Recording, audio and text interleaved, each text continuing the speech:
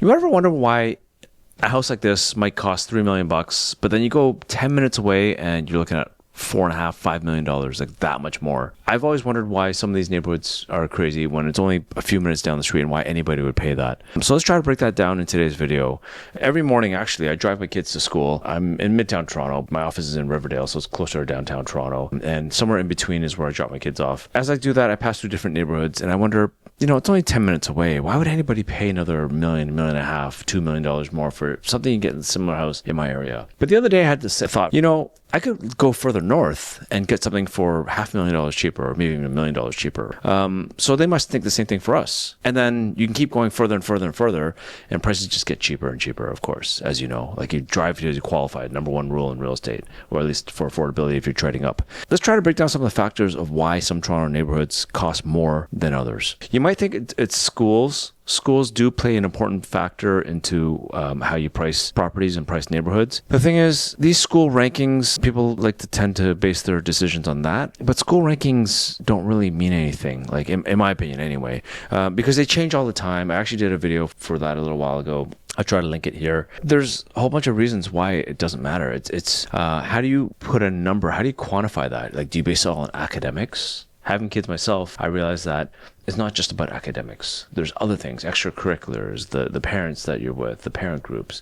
And also, some really nice areas, you would think that the schools are the best, but really all their kids go to private schools. So the leftovers are the ones that go to the public schools. And I'm not saying private's better than public. I'm not saying that. I'm just saying that it's hard to really put emphasis on that. Like what's the scoring factor? But for the most part, the reputation of the school does matter. When people ask me what's a good school zone, yeah, you can look at the EQAO scores from the province of Ontario, which is just standardized testing based on reading, writing, and math. And they do a test on grade 3 and in grade 6, at least for the elementary schools. So do you base your scores based on that? That's what the Fraser Institute uses for their rankings. So I don't know. I think the scores change all the time and they all change differently. Some principals pay more attention to their school rankings, so they give their tests. I'm not saying they cheat or anything like that, but I feel like the school rankings change all the time. Could it be that the price difference is based on safety in the area? Well, living in a nice area is not always the safest, because with all the recent carjackings and thefts and break-ins and all the kind of stuff that's happening in Toronto and all of Canada, one thing to say is that there's not as many homeless people. Not to say homeless people are problems, right? I don't know how to say this. I find that the crime doesn't really happen in less populated areas. It's just the way it is. There's petty crimes when you go further north to the suburbs, but for the most part, it is relatively safe when you get to these more affluent areas. It's just the way it is. You have neighborhood watches of people that kind of band together and they hire private security, for example, in some really nice areas, just because all the break and enters and all the nice cars parked, they want to be just extra secure. And then some people are willing to pay more for access to transit. So whether you're off the major highways, you're off of the subway line, if you're on the Yonge streetcar line or subway line, maybe you want to be close to downtown Toronto where you want to walk to work. Transit really is important, whether it's biking, public transit, or highways for your cars. I would say one of the more important factors into pricing a home or a neighborhood is the lot sizes, the average lot sizes. So if you go to a neighborhood, let's say Lawrence Park South, which is a neighborhood I'm referencing, that area is generally you find 50-foot lots. That's kind of the average. You go a little further north, you're looking at 40-foot lots, and even further north than that, maybe it gets a little bit bigger, maybe 60-foot lots. But I find that the lot sizes really do make a difference in the price because, of course, you get larger square footage homes based on larger lots. You need about a 68-foot lot or so to get a circular driveway, which I would love to get at one point in my life. If you get an area where there's 70-foot lots or 80-foot lots, of course, the average price point is going to tick higher, which will raise the average price of the area around. So I find that does make a difference. You'll also find if zoning allows for 3 stories, where some neighborhoods, like where I was before, Leaside, they typically only allow 2 stories. I know there's like the multiplex rules with the EHON, expanding housing options for neighborhoods, that allows you to go as of right a little higher, 3 stories, even 4 stories, I think. So you might be able to get around those rules by creating a multiplex. For the single family homes, you're only limited to 2 stories in Leaside.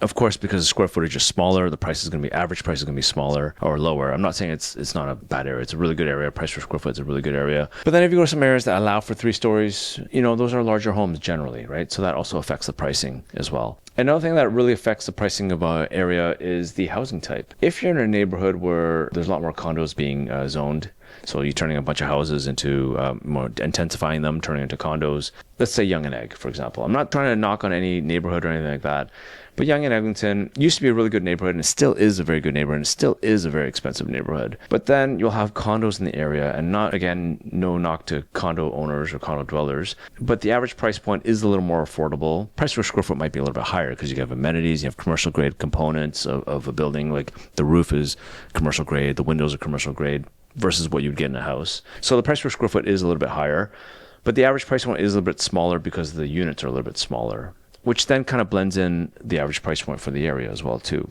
So areas with a lot of condos, generally also on top of that, condos are more investor focused, at least traditionally anyway, than end users versus homes, because the yields don't make sense on renting out houses for single family houses. Like if you buy a house for $3, $4, $5 million and you rent it out, the most you can get is maybe, depending on what area you're going to be, it's going to be 4, 5, 6, 7, maybe 8, 10, maybe 20 grand.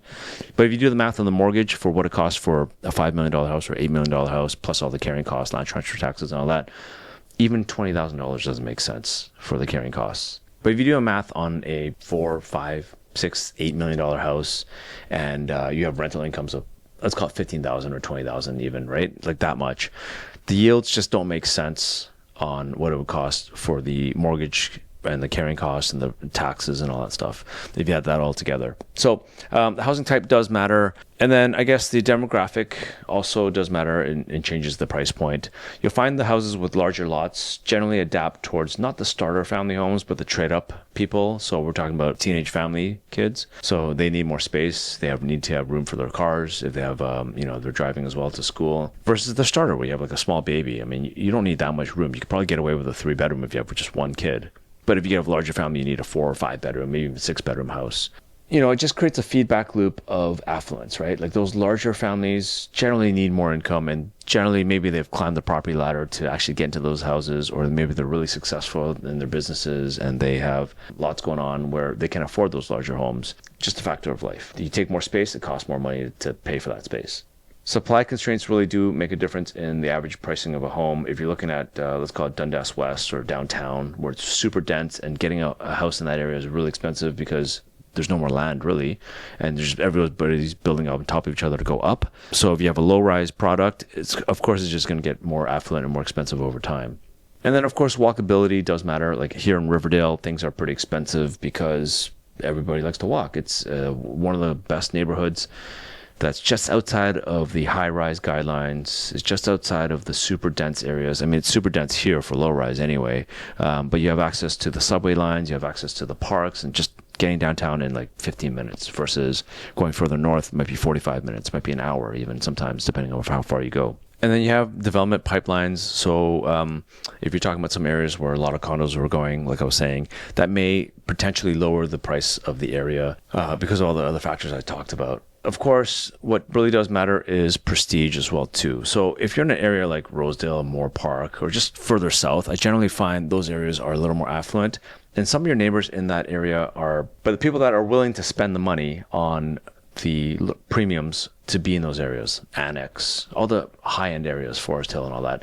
Of course you're going to have high-end people because they value that prestige, being closer to that. That postal code is just way nicer to be in. So you might have some crazy neighbors that go to private school, and not even just go to private school to scrape by. They're the ones donating $1 million into the schools every year. Right, because they just have excess capital and their capital's working themselves. They could be in the 100 million club or even higher.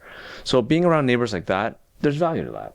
And it just creates like this feedback loop. If you're looking at different neighborhoods in Toronto, there's a whole bunch of factors as to why things are priced the way they are. I would say it's more of an art than it is a science. Yes, if you're talking about the science, there's the 3 approaches to value from the Appraisal Institute, which is really the cost approach, which like you basically work backwards to see how much the land costs. If you look at an average price of a piece of land in that area, and then you take in the cost of how much it would put to rebuild the home, that could be, what you're looking at for the average price points in that area to rebuild to value a house. You look at the comparison approach, which is probably the most typical. One neighbor sold for this amount, so my house should be worth X amount too. And then you look at the income approach, which is basically if you rent it out, you do a yield calculation. You can reach out to me if you want to ask any kind of questions on valuations. This is kind of like a simple explanation as to why some neighborhoods cost more than others. And it scratches my head. Like, I don't know. To me, Everybody loves their neighborhood. Everybody loves their home, of course, or they should anyway. And if you don't, give me a call because I can help you out. But I guess it makes sense as to why they're not willing to drive that extra 10 minutes to pay that extra amount or save that extra amount. So these neighborhoods don't really have specific boundaries, if you will. There's not like a hard line where west of Bathurst is considered Forest Hill. It kind of a little bit blurs a little bit. So it's more of an art than a science. Prices can easily creep up higher and higher and higher. Just like there's always levels to this. So at least in Toronto anyway, because we're a major city. Let's call it 5 million people, depending on how you look at where the borders of Toronto is, Greater Toronto Area or Greater Golden Horseshoe or Greater Hamilton and Toronto region. Hope that makes sense. If you want to talk more about this, give me a call. I'm happy to help you out.